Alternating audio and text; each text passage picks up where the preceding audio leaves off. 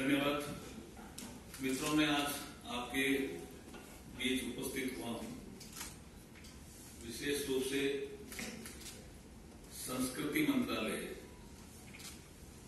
ने 9 साल में जो काम किया है उसके बारे में ज्यादा फोकस रहेगा। बाकी आपके लास्ट में क्वेश्चन होंगे ही। देखिए, हम इन 9 साल के पीरियड को सांस्कृतिक पुनरुत्थान का कालखंड भी कह सकते हैं। ये ऐसा कालखंड है जिसमें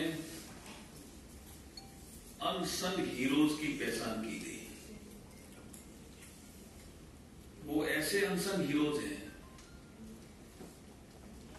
जिनको इतिहास में महत्व मिलना चाहिए, जिनका नाम इतिहास के पन्नों में दर्ज होना चाहिए।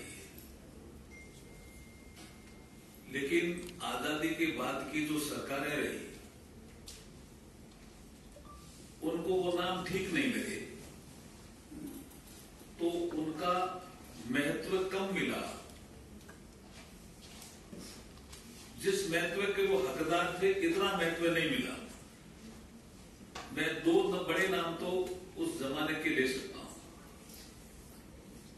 एक है सरदार वल्लभ भाई पटेल।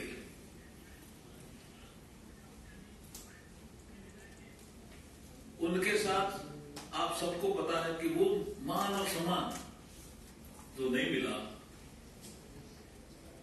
और राजेंद्र प्रसाद जी जब उनका संस्कार हुआ था, तब सब बुक्स में भी है, आपके भी ध्यान में है, मुट्ठी ऐसे राख उठाई थी सरदार पटेल साहब की राख एक दिन अमर होगी। और ये हुई, ये नरेंद्र मोदी जी के कालखंड में केवड़िया में, जिसको अब एकता नगर भी कहते हैं, 182 फीट ऊंची प्रतिमा बना करके नरेंद्र मोदी जी ने वो मान और सम्मान सरदार पटेल जी को दिया जिसके वो हकदार थे। दूसरा, बाबा साहब डॉक्टर भीमराव अम्बेडकर, जिन्होंने हर तरह की अपनी योग्यता दिखाई। संविधान निर्माण से लेकर के कोई सब्जेक्ट नहीं छोड़ा जिसपे उनका कोई आर्टिकल नहीं आया हो, उनकी कोई बुक नहीं आई हो। मानव शास्त्री से लेकर के, समाज शास्त्री से लेकर के, राजनीति शास्त्र से लेकर के, पत्रकार से लेकर के, लेखक से लेकर के, फिर भी 6 दिसंबर 1956 को उनका परिनिर्वाण होता है और 90 में जाकर के भारत रत्न मिलता है। और तब मिलता है जब कांग्रेस की गवर्नमेंट नहीं होती है। यहां वीपी सिंह जी प्रधानमंत्री होते हैं और भारतीय जनता पार्टी बाहर से समर्थन देती है। पंचतीर्थ का विकास इस 9 सालों में हुआ। वो पंचतीर्थ जो बाबा साहब के जीवन से जुड़े हुए स्थान थे, जन्म स्थान मऊ, दीक्षा भूमि नागपुर, परिनिर्वाण भूमि 26 अलीपुर रोड दिल्ली, चैत्य भूमि मुंबई और शिक्षा भूमि लंदन, उसके हकदार थे। इन स्थानों का विकास होना चाहिए था।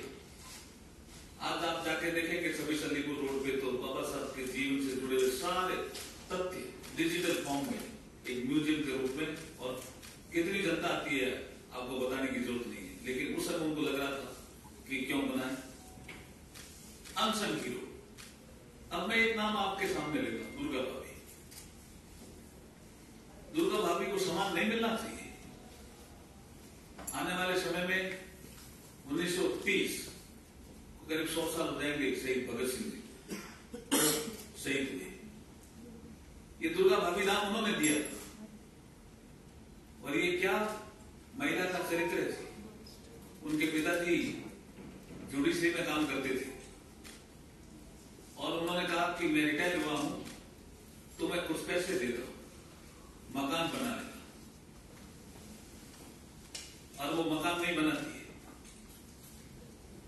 वो यहां आकर के उसकी शादी होती तो कौसा भाभी के आसपास की है पियर, शादी हो जाती है जम्मू में और वो मकान नहीं बनाती है, वो इनकी सेवा में लग जाती है कि इनको तो फांसी की सजा हो गई, इनको कोई किराए का मकान नहीं दे रहा है, इनको कोई खाना नहीं खिला रहा है।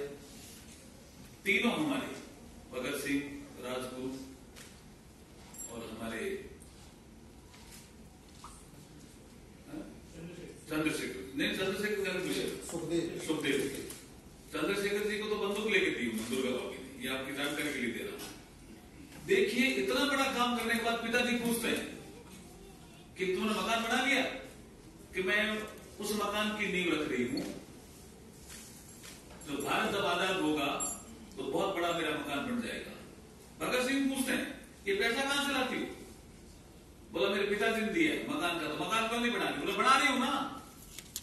ये सारे नए कपड़े, भगत सिंह जी कहते थे मुझे तो फांसी होने वाली है, राजगुरु भी ये कहते थे, सुखदेव भी ये कहते थे फांसी होने वाली है, कपड़े नए क्यों ला रहे हो? लेकिन इतिहास के पन्नों पर नाम नहीं है थी दुर्गा भाभी का, अनसन हीरो रह गई। सारा पिताजी ने जो पैसा दिया इन क्रांतिकारी जो अंग्रेजों से लड़ रहे थे देश की आजादी के लिए, उनकी सेवा में लगा दिया, खाने में, कपड़े में, किराए में, सब। क्या उनका नई पीढ़ी जाने नहीं कि क्या थी दुर्गा भाभी? तो हमने नेशनल स्कूल ऑफ ड्रामा से उनका एक ड्रामा बनाया और कई जगह दिखाए, ये है दुर्गा भाभी का चरित्र। वो नई पीढ़ी ने देख करके कईयों के आंसू आके जब हमने देखा कि इस तरह के लोग इतने भावुक हुए कि हमें तो पता ही नहीं था दुर्गा भाभी का नाम। ये नरेंद्र मोदी जी ने आके दुर्गा भाभी का चरित्र जनता के सामने दिया। ये विशेष कालखंड है। हम देखिए हर घर तिरंगा ये जनता ने उठाया, लेकिन ये संस्कृति मंत्रालय उसका नोडल मिनिस्ट्री था। किसी ने कहा कि झंडे कहां से मिलेंगे, किसी ने कहा कि कोई लगाएगा कि नहीं लगाएगा। आपने देखा होगा, मैं अभी देखता हूं गांव में जाता हूं तो झोंपड़े में हाथ भी लगे हुए झंडे। जनता ने किस तरह से लिया हर घर तिरंगा अभियान को। और जितने भी हमारे एएसआई के जो मॉन्यूमेंट्स थे, सब जगह इसकी शुरुआत की। नहीं तो मॉन्यूमेंट्स भी कई बार पता नहीं कौन सा मॉन्यूमेंट्स है, कितना महत्व का है, जनता को जानने को मिला कि ये मॉन्यूमेंट्स इतना इंपॉर्टेंट है, इसकी ये महत्वता है, कुंभलगढ़ क्यों फेमस है। ये सब चीजें जो सांस्कृतिक पुनरुत्थान से जुड़ी हुई थी, ये इसी काल में